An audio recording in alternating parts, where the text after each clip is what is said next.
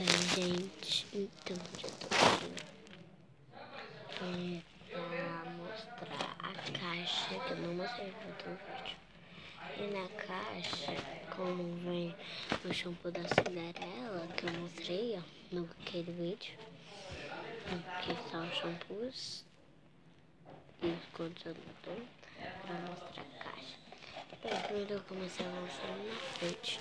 Na frente tem a Cinderela e tem sete Cinderela e tem os detalhes em dourado. E aqui tem um, acho que é tipo uma florzinha, um solzinho.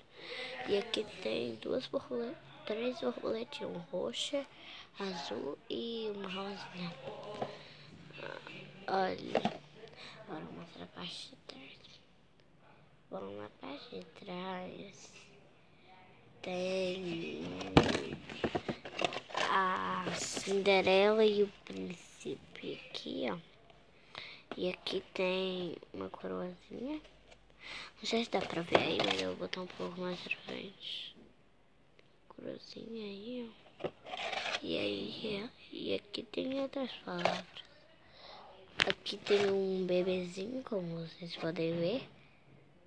Mas também é pra criança. É de Brasília. Mora aqui em Brasília. E também eu vi um macacão que eu ganhei de aniversário. Olha que lindo, meu macacão. Ele é bem parecido com uma calça, mas não. Olha, é um macacão.